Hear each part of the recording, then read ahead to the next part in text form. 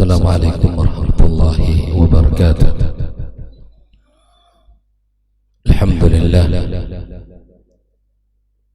alhamdulillahi rabbil alamin, wassalatu wassalamu ala ashrafil mursalin wa ala alihi at-tayyibin wa ashabihi al-ghurril mayamin wa man tabi'ahum bi ihsan ila yaumiddin. Asyhadu an la ilaha illallah wahdahu la syarika lah, al-malikul haqqul mubin, wa asyhadu anna Muhammadan abduhu wa rasuluhu an-nabiyyul amin. Qala ta'ala ya ayyuhalladzina amanu ittaqullaha haqqa tuqatih wa la tamutunna illa wa antum muslimun. Allahumma inna nas'aluka ilman nafi'a wa rizqan tayyiba wa amalan mutaqabbala.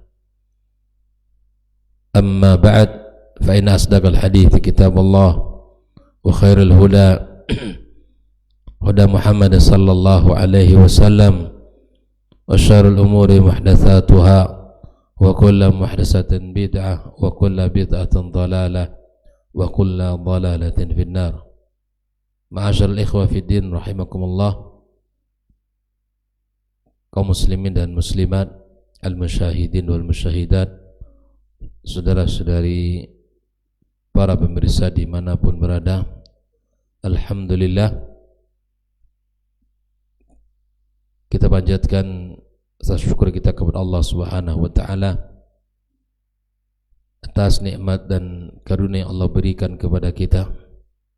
Rabb, pencipta langit dan bumi, yang telah mengatur seluruhnya dengan baik dan memberikan segala apa yang dibutuhkan oleh makhluknya, termasuk di antara kejadian pagi ini di mana kita dengan izin Allah kita bisa duduk bersama di majelis ini setelah kita melaksanakan ibadah fardu subuh berjamaah. Kita mendapatkan keutamaan bisa duduk di majelis ini dalam rangka tawassaw bil haqq wa tawassaw bis sabr, saling memberikan nasihat di dalam kebenaran dan kesabaran. Mudah-mudahan Allah menerima kebaikan-kebaikan kita, ibadah kita, doa-doa kita, zikir-zikir kita, dan ilmu yang kita pelajari menjadi panduan dalam kehidupan kita. Salawat dan salam untuk Nabi kita yang mulia sallallahu alaihi wasallam. Mudah-mudahan kita mendapatkan syafaatnya pada hari kiamat kelak. Ikhwah fillah, kembali kita bersama kitab Lum'atul I'tiqad Al-Hadi ila Sabilir Rasyad pada halaman yang ke-159, poin yang ke-92. Berkata Al-Imam Ibnu Qudamah Al-Maqdisi rahimallahu ta'ala, wa minas sunnah, di antara sunnah adalah hijranu ahlil bid'ah, itu meninggalkan para pelaku bid'ah, wa mubayanatuhum, dan menjauhkan diri dari mereka, menjauhkan diri kita dari mereka, wa tarkal jidal wal khusumat fid din, dan meninggalkan perdebatan, meninggalkan perdebatan serta berbantah-bantahan di dalam urusan agama. Karena itu bukan hal yang bermanfaat berdebat dengan para pelaku bid'ah dan kemudian berbantah-bantahan dalam urusan agama, maka tidak akan banyak memberikan manfaat. Wa tarkin nadhar fi kutubi al-mubtadi'ah, serta kita tidak menelaah kitab-kitab mereka, wal isgha' ila kalamihim, dan juga tidak mendengarkan dengan kepada ucapan-ucapan mereka. Wa kulli muhdatsatin fid din bid'ah, setiap perkara yang diada dalam agama adalah termasuk perbuatan bid'ah. Inilah nasihat yang disampaikan oleh Al-Imam Ibnu Qudamah Al-Maqdisi rahimahullah ta'ala sebagai sikap seorang Ahlus Sunnah wal Jamaah kepada mereka para pelaku bid'ah. Berkata Ustaz Saleh, berkata Shalih Al-Utsaimin ya, dengan menjelaskan perkara poin ini, yaitu hijranu ahli bid'ah, di mana meninggalkan para pelaku bid'ah. Al-hijran masdar hajara, ya, masdar hajara wa huwa lughatan at-tark. Secara bahasa artinya al-hijr adalah meninggalkan. Sebagaimana seseorang ya meninggalkan dan tidak mempedulikan pasangannya ketika terjadi perselisihan, maka ditinggalkan, tidak berkomunikasi dan membelakangi daripada punggungnya, sehingga dia memahami ini adalah sikap yang tidak ridha, menunjukkan sikap tidak ridha kepadanya. Wal muradu bihi, maksud daripada kalimat di atas adalah bihijrani ahli bid'ah wal ibtiad anhum. Kita dianjurkan untuk meninggalkan mereka, menjauhkan diri dari mereka, wa tark mahabbatihim wa muwalatihim wassalam alaihim wa ziyaratihim wa iyadatihim wa nahwi dzalik. Termasuk juga di antara sikap yang harus ditunjukkan, tidak mencintai mereka dan tidak loyal kepada mereka, tidak menziarahi mereka dan juga tidak menjenguknya. Ini tingkatan yang memang dijelaskan oleh Syekh Shalih Al-Utsaimin. Di antara ya dalilnya bahwa meninggalkan para pelaku bid'ah ketika tidak lagi bisa dinasihati dan tidak lagi bisa diberikan bimbingan dan arahan, dia tetap kokoh dengan perbuatannya, padahal nasihat sudah disampaikan, ya, arahan sudah diterima olehnya, Allah tetap tapi dia tetap melakukan apa yang telah diyakini oleh dia. Allah katakan la tajidu qauman yu'minuna billahi wal yawmil akhir yuwadduna man hadallaha wa rasulah. Tidakkah engkau dapatkan satu kaum yang beriman kepada Allah dan Rasul, mereka ini yang mencintai atau saling mencintai orang-orang yang menentang Allah dan Rasulnya. Tidak mungkin itu dilakukan oleh orang yang beriman dengan iman yang sejati, yang mencintai mereka, ya, orang-orang yang memusuhi dan menentang Allah Subhanahu wa taala. Rahmakallah. Al-Mujadalah ayat 22. Kenapa demikian ikhwatul kiram? Karena Nabi SAW juga mengucilkan Ka'ab bin Malik dan dua sahabatnya ketika mereka ya tidak mengikuti pada perang Tabuk. Nah, ini adalah sesuatu yang waqi' dalam kehidupan Nabi SAW.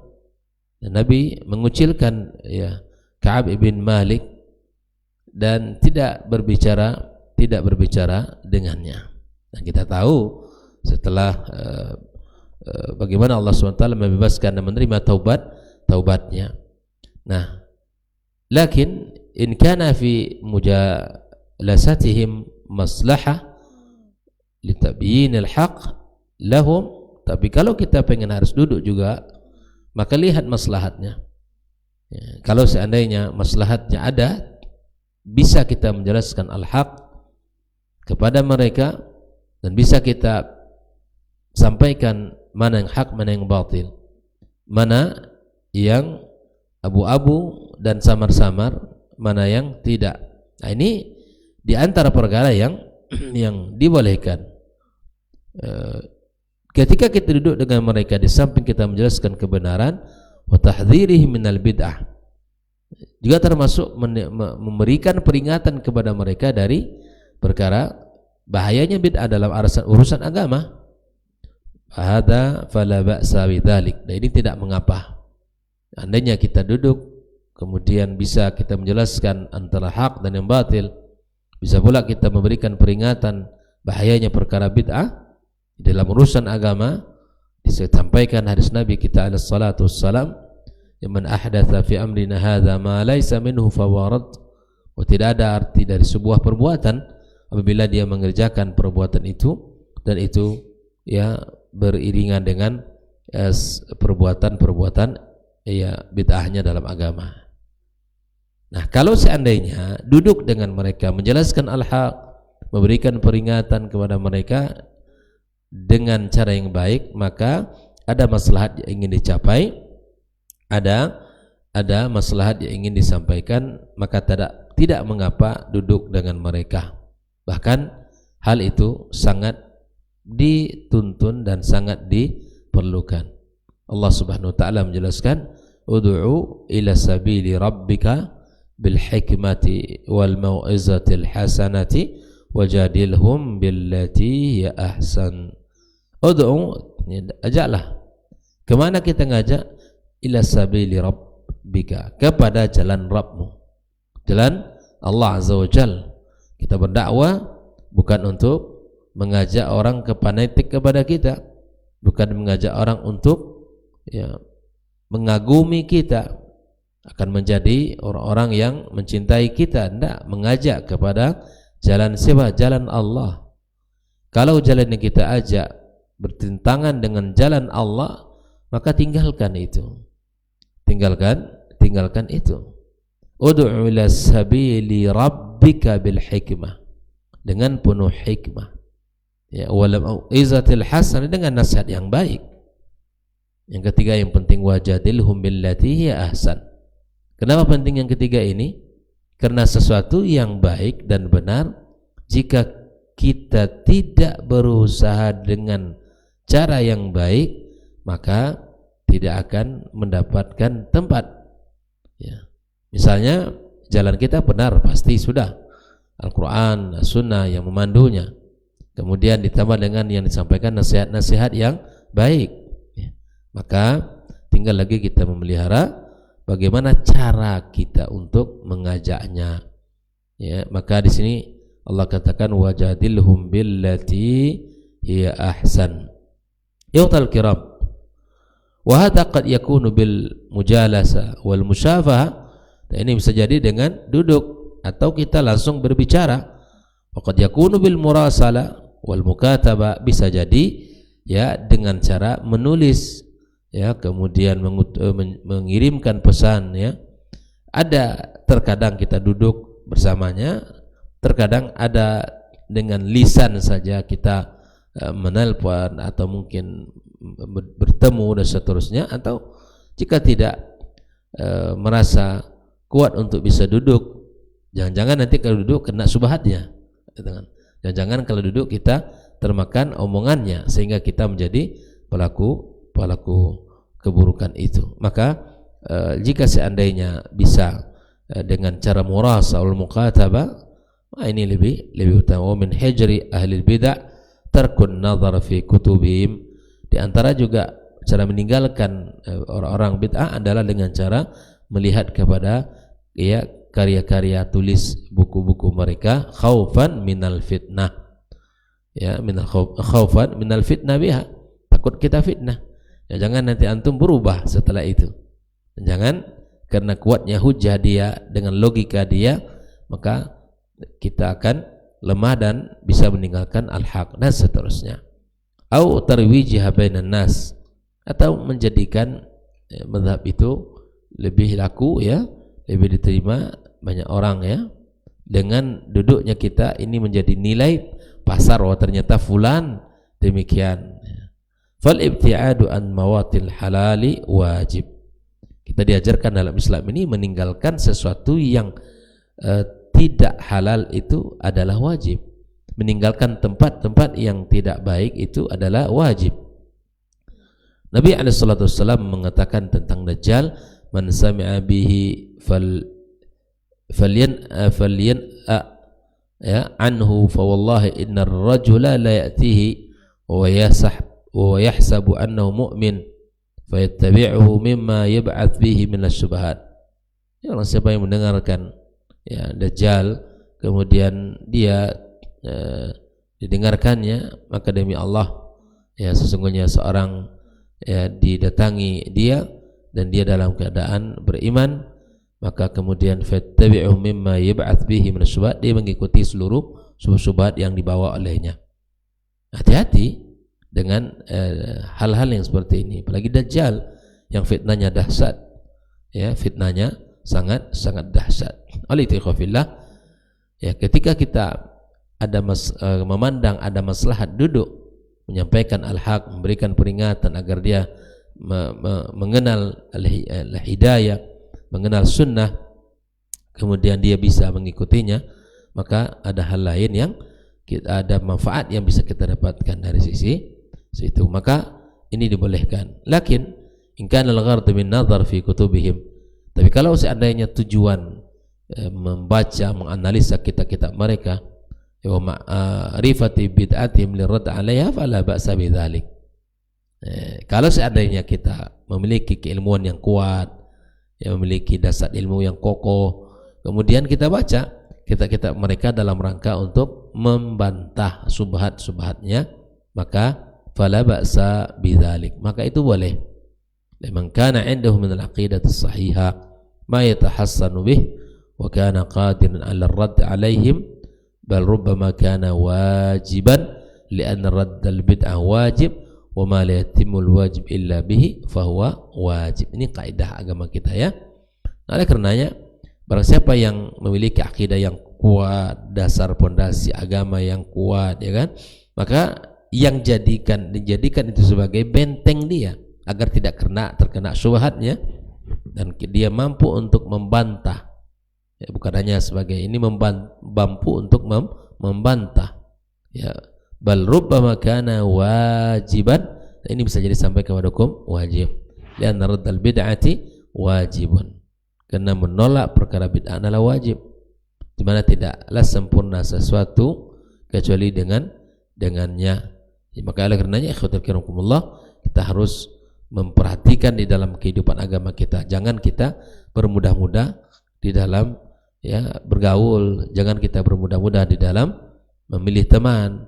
Lihatlah teman yang semangat beribadah, yang memiliki akidah yang benar, ya memiliki kehati-hatian di dalam mencari dunia, mencari rezeki dan harta. Begitu juga ya, lihatlah orang ketika dia memperhatikan anak-anak dan keluarganya. Ya subhanallah, ini semua adalah hal-hal yang kita harus berhati-hati sehingga kita tidak terjebak, ya, kita tidak terpengaruh olehnya. Kan manusia itu imma dia yang memberikan pengaruh kepada orang lain atau dia yang terpengaruh oleh orang lain. Kalau merasa dirinya lemah, tidak punya hujah untuk menjawab, maka lakukan dengan cara yang menyelamatkan diri kita dan agama kita. Ikhtal kiram rahimakumullah. Nah, kalau tadi adalah meninggalkannya, nah kalau sekarang al-jidal wal khisam fid din.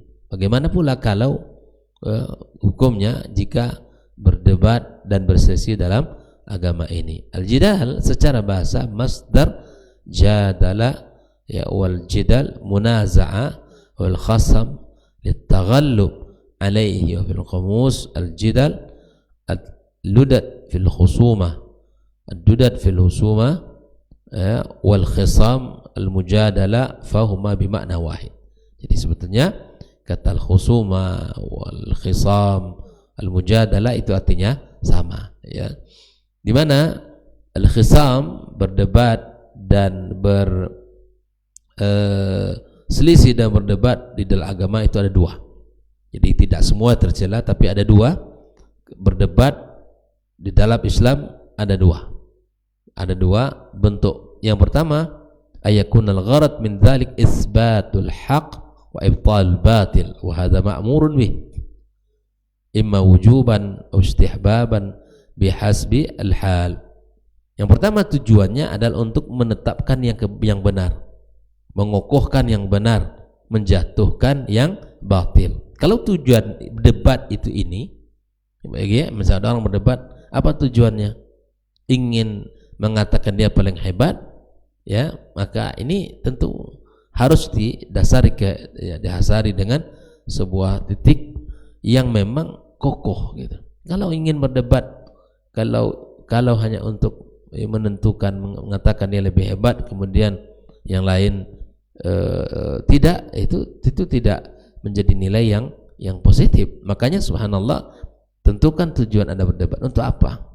Sama-sama mencari kebenaran, ya, dan menghilangkan kebatilan. Kalau seandainya adalah tujuannya untuk mengalahkan si fulan, kemudian dia hina dan seterusnya, padahal dia yang benar, maka ini belum tercapai tujuan debat itu, maka tidak perlu. Lihat ya bagaimana kondisinya. Ud'u ila sabili rabbika bil hikmati wal mau'izatil hasanah wajadilhum billati hiya ahsan. Ini yang pertama.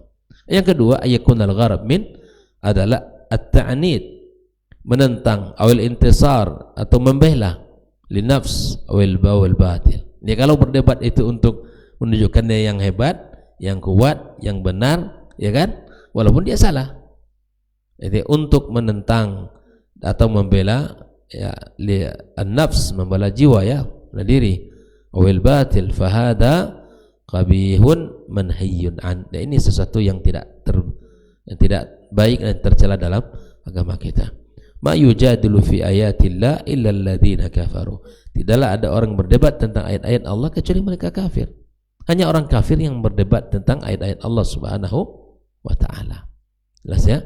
Allah katakan juga wajadalu bil batil liyudhidu bil haq fa'akhadhatuhum atau fa'akhadhtuhum fakaifa kana iqab. Ulangi, wajadalu bil batil liyudhidu bihi al haqq fa'akhadhtuhum fakaifa kana iqab. Lihat bagaimana Allah SWT mengatakan ya kondisinya, dan bagaimana ya untuk menghanguskan atau mematikan kebenaran. Nah, ini tidak dibenarkan. Maka ikhwafillah, jadilah orang yang mudah urusannya, jadilah orang yang baik dalam segala keadaannya. Jika seandainya diajak untuk berdebat, kemudian berselisih, memberikan, maka itu lihat dulu, itu apa kita gunanya. Jika maslahatnya untuk menetapkan hak dan mematikan kebatilan, ya maka tidak mengapa. Tapi juga karena tujuannya adalah menentang dan membela untuk diri, maka ini tidak dibolehkan. Ya, pasti yang menang adalah orang yang memiliki panggung, ya. Oleh taufiqillah, ini adalah pesan-pesan yang disampaikan oleh Syekh Al-Imam Ibnu Qudamah Al-Maqdisi rahimallahu taala. Nah, terkait dengan hal-hal yang misalnya orang yang dalam kehidupan kita ini apabila diberikan nasihat, apabila disampaikan kepadanya al-haq tapi dia menerima, maka alhamdulillah. Jika seandainya dia tidak menerima, maka ini juga harus kita sikapi. Kenapa? Apa sebabnya? Dan jika seandainya ya ada hal-hal ini bisa kita selesaikan dengan cara baik, kita selesaikan. Ya, maka ikhwafillah, ingat, tidak ada yang namanya kita mengalah di dalam kebaikan. Terus kembangkan, majukan, lalu kemudian ya jalankan perintah Nabi alaihi salatu wassalam. Ikhwafillah rahimakumullah. Kita tahu perkara bid'ah perkara yang buruk, Pak Yogi, ya.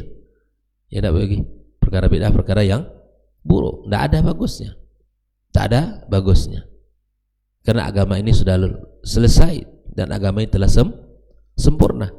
Al-yawma akmaltu lakum dinakum wa atmamtu alaikum ni'mati wa raditu lakum al-islam madinah. Lalu apalagi yang harus kita tambah?